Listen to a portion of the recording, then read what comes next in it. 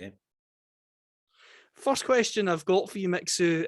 Your last adventure in football management was with Hong Kong at international level. You've obviously managed at Latvia international level. You've managed your native Finland, of course, as well as clubs in the Scottish game and the Finnish game. How do you reflect on your time as a manager so far? And crucially, are you looking to get back in? Yeah, it's been great. Obviously, I've been very fortunate to have quite a few management jobs and different kind of management jobs, fighting for the titles and winning titles, then fighting for the relegation and unfortunately getting also relegated. But I think overall, I've been lucky to be able to learn from each and every job I've been at, as everybody does if they want to learn, and also with the club jobs and international jobs, there's a little difference in there as well, that gives it all different kind of demands. So it's been great. I've been lucky. I've enjoyed every moment, and I'm ready to go again. Obviously, I finished with Hong Kong end of June. I did the European Championships for the UEFA as a technical observer, and then I got my knees operated, and now I'm ready to go. Knees are fine, great, playing well, and looking for the next opportunity. And in terms of management, one of the things that I admire about yourself is the fact that you played at the very highest level, the English Premier League, the top flight in Scotland. You represented your country on 70 occasions, but you started at the very bottom in Scotland in the third division with Cowdenbeath. How was that experience for you, considering you'd played at a very high level as a player?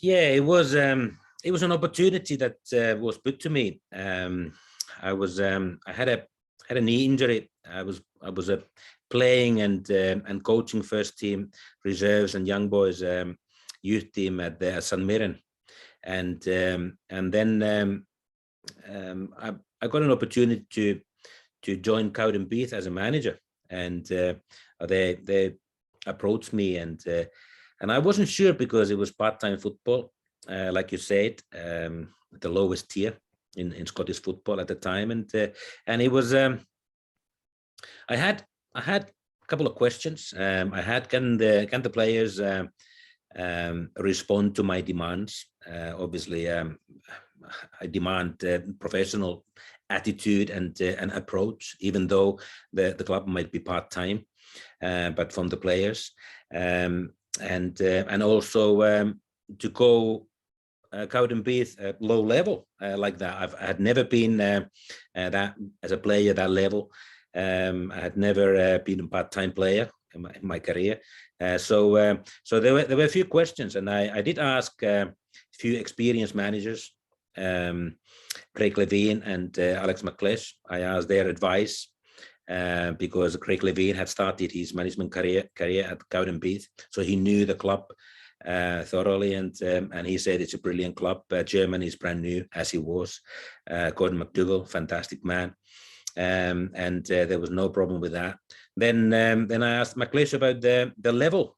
Should I wait for maybe a club opportunity a little bit higher level? He said, Mixu, go there, learn. If you believe in yourself, if you're ready to work hard, you'll get forward from there. And luckily, that's what happened.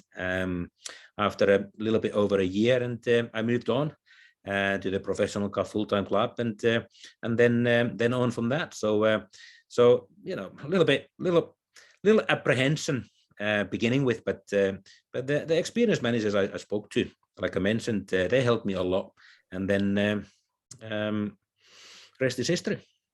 Well, as you say, you win the first league title that Cowdenbeath have won in 67 years. You go back to your native Finland and take on a managerial post there before taking over at Hibs, where you played as a player.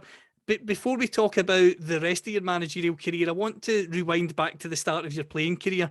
Were you always a forward-thinking player when you were growing up in Finland? Was it always natural for you to be among the goals? Yes, I was. My father played as well, and he was a centre forward, and I kind of followed his footsteps. I was always a striker. I always wanted to score goals, and there was a spell that when I was playing, I think I was about 13 years of age. The coach put me as a centre half, and I didn't feel home at all, being a centre half, because I wanted to be the other end of pitch and hopefully score goals and help teammates scoring goals. And so I did ask the coach that no, would you see me as a striker rather than centre half? So I didn't feel at home at all. But no, it was natural because of my father. He was a centre forward and kind of followed his footsteps. So it was also a big help. Being a young player, my father was giving me tips and you know, watching the games and all that, and do that and don't do that. So it was good learning curve, and he helped me a lot early days. You started your career at Haka in Finland. You're scoring lots of goals. You're having attention from clubs, including a few in Scotland. You signed for the legendary Jim McLean at Dundee United. What was Jim like to work with? Was that a completely different style to the style you'd been used to in Finland? Because let's be honest, Jim, very, very, very passionate. Absolutely. Obviously, totally different style. In Scandinavia, Finland is you're more like friends. You call the head coach by the first name, and you're friends. And when I came to Scotland, obviously the manager was the boss, the gaffer, totally different. And his style was the typical at the time. You know, keep no nonsense. If somebody played well, you know, there was not too many praisals, but if somebody played badly, you heard it and you knew it. But make no mistake, I was lucky in that well, first and foremost, to be able to join Dundee United, who had just been in the UEFA Cup final. Fantastic achievement. What a wonderful team and teammates. Great players, you know, full team full. And then Jim, who was absolute genius on the training ground. He helped me a lot, learning and getting used to the Scottish football, the fast pace of Scottish football. Obviously, it's totally different to Finnish football.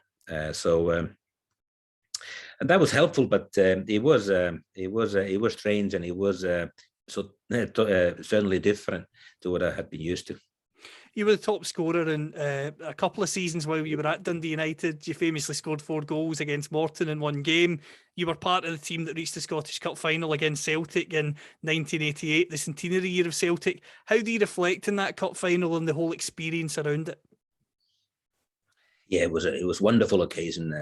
Like I say, that was my first season Scottish football, and to get to the cup final, the Hampden Park, and if I remember right, it was like 72,000.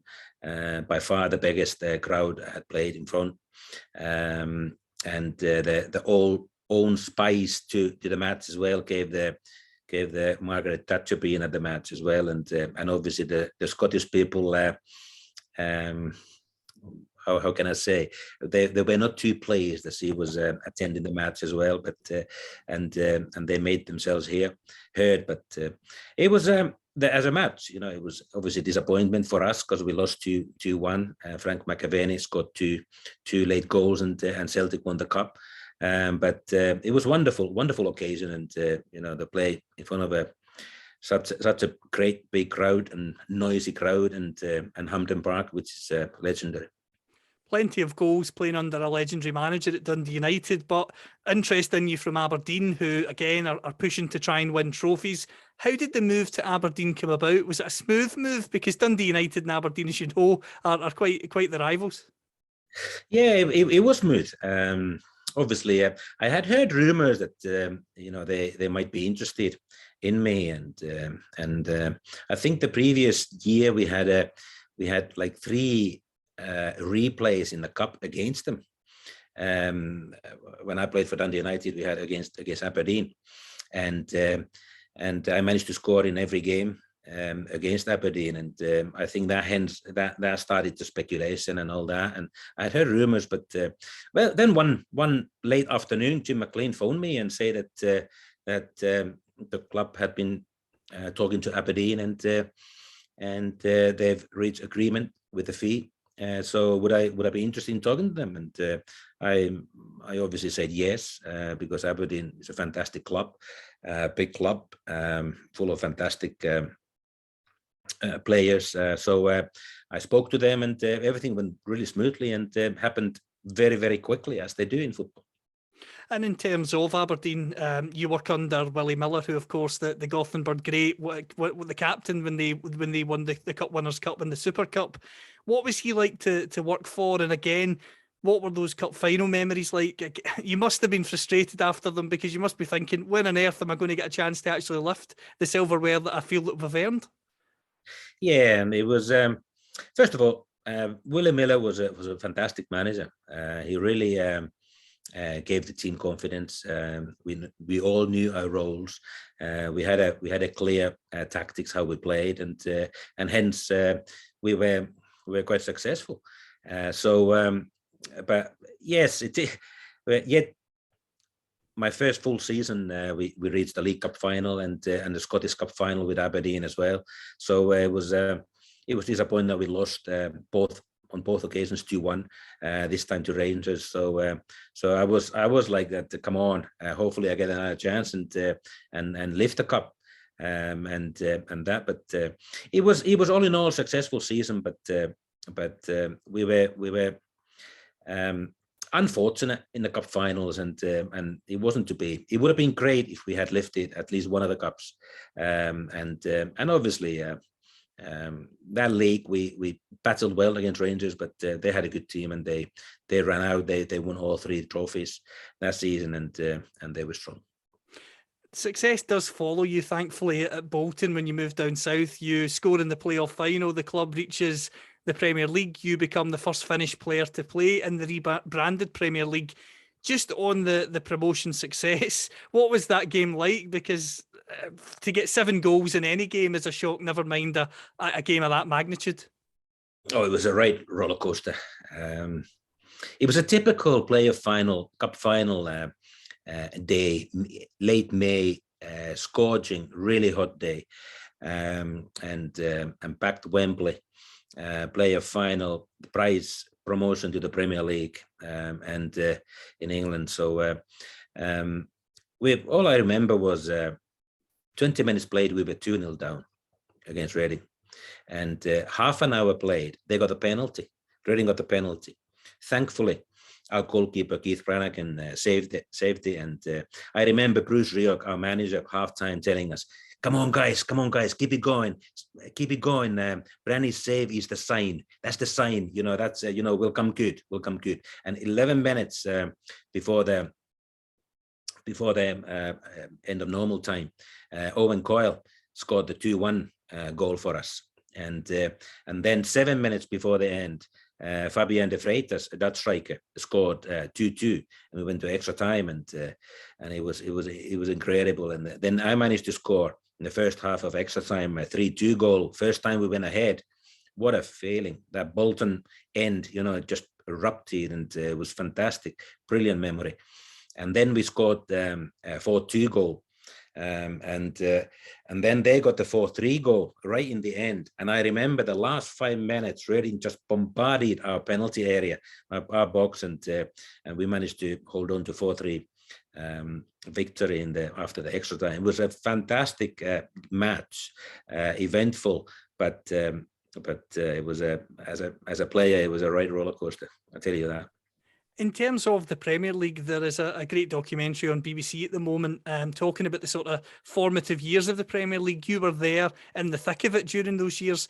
What was it like? Because in those early years, Sky Sports, of course, were giving it exposure that my generation now take for granted. But back then, it was a big deal to see lots of games on TV and lots of games covered in great detail like never before. Yeah, but it really bounced forward from the English Premier League those days.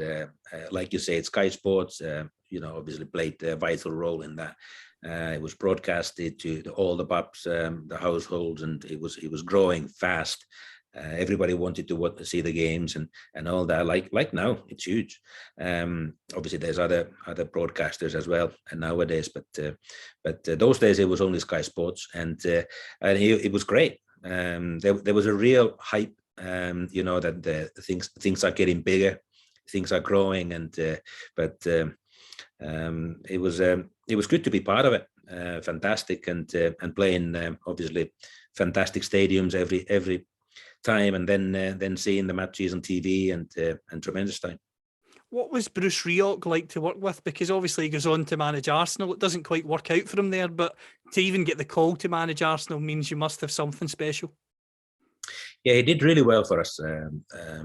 Before my time, they had a fantastic FA Cup run, and they beat famous clubs Arsenal on the way, and then and he was our manager. He was obviously took us to the player final and promotion, but we also reached the same season the League Cup final, then the Coca-Cola Cup final against Liverpool at Wembley, and which we lost 2-1.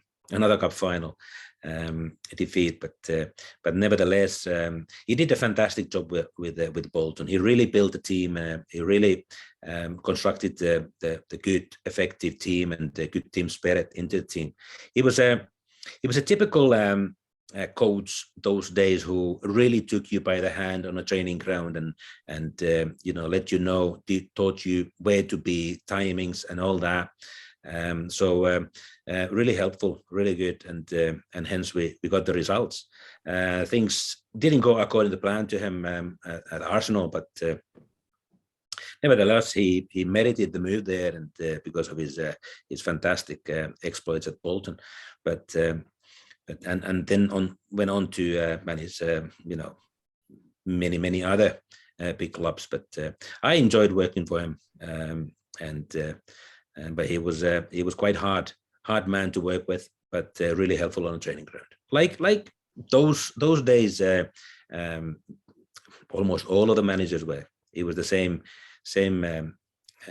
mental approach from them. No nonsense approach at all, and players were quiet, and players that did what they did, what they asked, and all that. Not too many questions asked. Following Bolton, you have a season at Wolverhampton Wanderers before joining Hibs for the first time in 1998. When you got the call from Hibs to return to Scottish football, was that something you were eager to do straight away, given the size of the club, albeit they were in a tricky time at that time, wanting to get promotion? Yeah, obviously Hibs were playing the first division those days,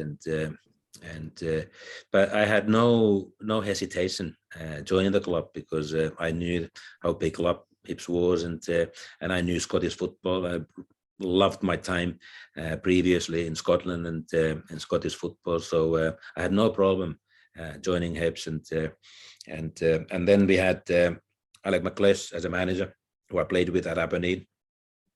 And he knew me, I knew him, and he built a really good team at Hibs, and then we got the promotion straight away my first season, and went on. I think we were third in the league and reached the Scottish Cup final as well the same season. So he knew how to put the team together, and we were successful on the pitch.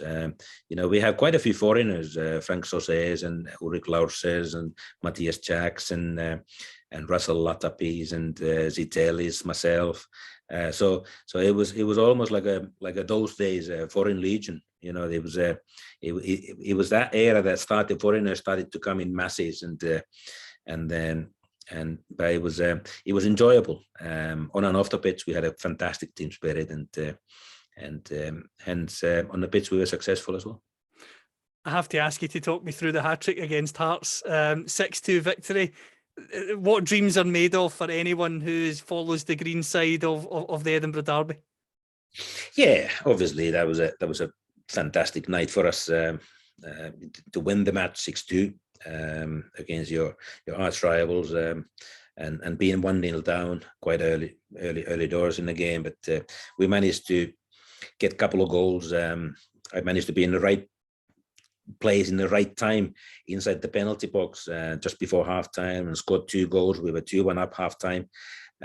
Second half we totally ran the show. And I remember Alec McLeish halftime telling us that don't start defending, just go for it, next goal, and keep attacking. And it was great. Second half was all ours, and hence we won 6-2. And what a night! Still talk about it with the playmates every time you see, with the fans, obviously, every time I see them, they stop and remember that night and all that. So no, it was tremendous. I have to ask you about one player in particular. I've spoken to a few people about him, Russell Latipi. Just what was he like? Because when I spoke to John Hughes about him, he said Russell just did everything at his own pace, but he was so great at it. Oh, fantastic guy, fantastic footballer.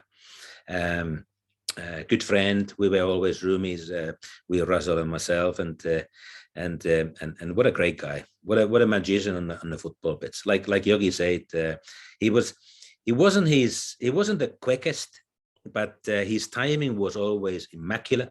His first touch was always tremendous. Took him away from the trouble. Although he was small in size, but he was able to write the tackles and all that. And like I said, his first touch was took him away from the problems. And he could pass, he could finish. It was great, good fun to be with as well. And I really enjoyed playing with Russell. You had a season in France before returning to Hibs. When you're at Strasbourg, was there that part of you saying, I've made the wrong decision here, I want to get back as soon as I can? No, it wasn't that. It was obviously I was well over 30 at the time, and I got the chance to go and play in France, Strasbourg, with a lovely city, with a lovely club. And I did enjoy, but we were playing UEFA Cup against Standard Liège in Belgium, and I broke my 5th metatarsal on my foot, and that didn't want to heal. It was operated in Strasbourg, but didn't want to heal properly, and I was out 6 months because of that. It was really frustrating. That ruined the season and all that. So the injury really played a big role in that. I had a chance to stay in France with another club, but decided to come back to Scotland and Edinburgh because we felt that was a home and enjoyed our time in Scotland. So like now, for example, I've been on my travels but always return to Scotland and it feels like home here, and this is where I belong to. What was it like when you returned to Hibs? Obviously, Alex McLeish eventually moves on to manage Rangers. So what was it like when you returned? It was obviously Bobby Williamson was a manager of Hibs, and I was keeping myself fit. I was running the Arthur Seat in Edinburgh, and young boys had started training, and they were doing some runs over there. And I went to wish good luck to Bobby, who had just got the job, Hibs job, and he said, "Why don't you come and train with us? Instead of running yourself on your own, come and train with the first team. They start tomorrow."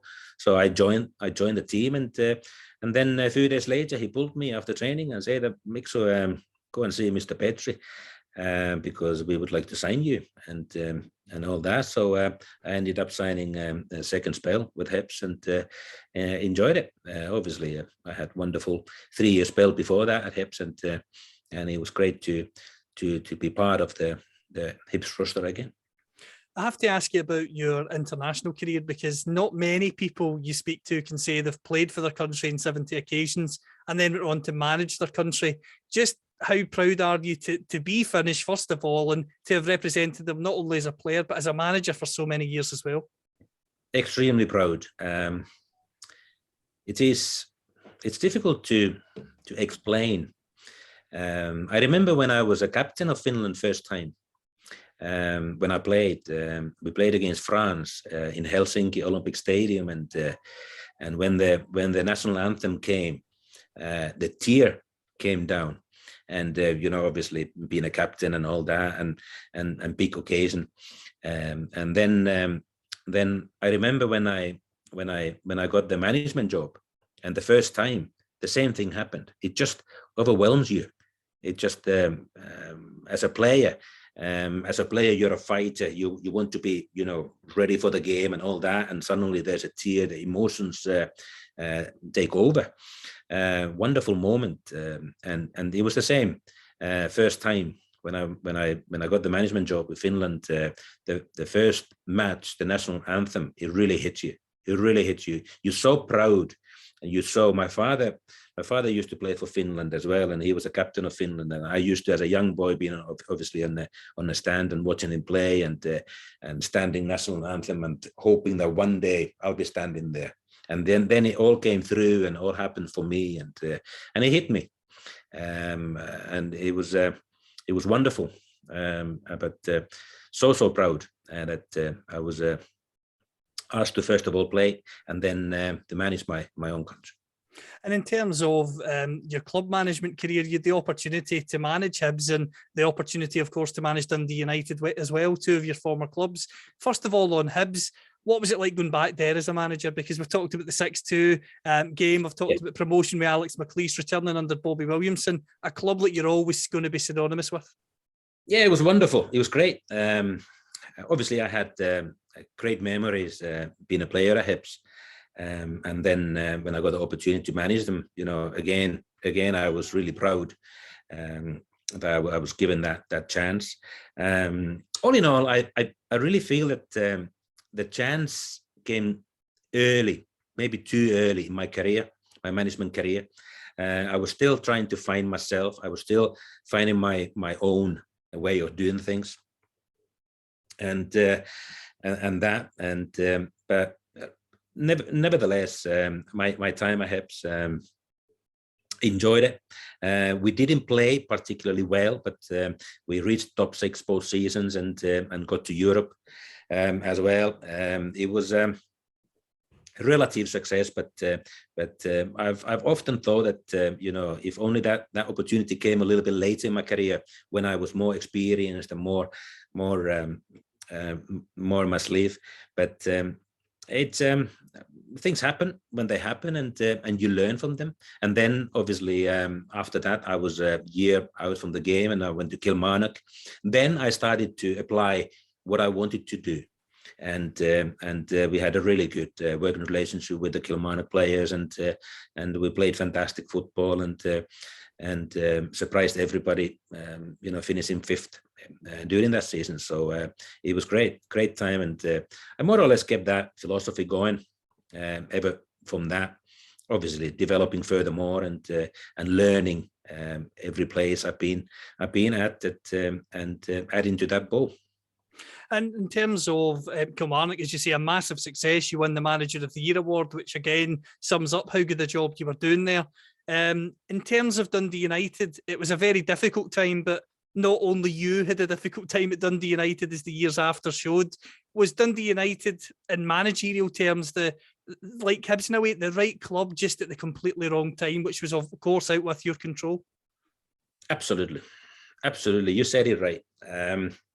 It was wrong time. I knew that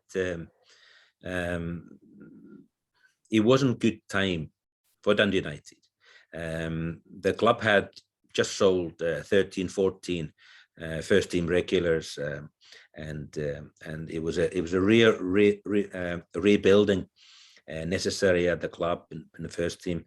I had seen a couple of matches before, and the team wasn't passing the ball well, wasn't playing well, and there was a lot of loads to improve, put it that way. And I did listen to my heart more than my head at the time. I knew it was going to be difficult, but Dundee United was the first club abroad for me. I had wonderful 5 years at the club as a player, fantastic relationship with the supporters, as I still do, and given that opportunity, I did listen to my heart more than my head, but I don't regret it. I don't, because I was there. I was working for the club, and honored to be a manager, and all that. Unfortunately, things didn't pan out the way we all wanted, but it was difficult. But I still feel that if we kept it going, and started rebuilding there and then, and carried that on, I think we would have got back to the Premier League pretty quickly. But it wasn't to be. But like I said early, our chat that you learn every job from every job. Every job is different, different situation, different timing. Club might be riding high, or real rebuilding is necessary, and that was the case at Dundee United. But you learn from that, and now, given the opportunity of a relegation battle, I would do it differently.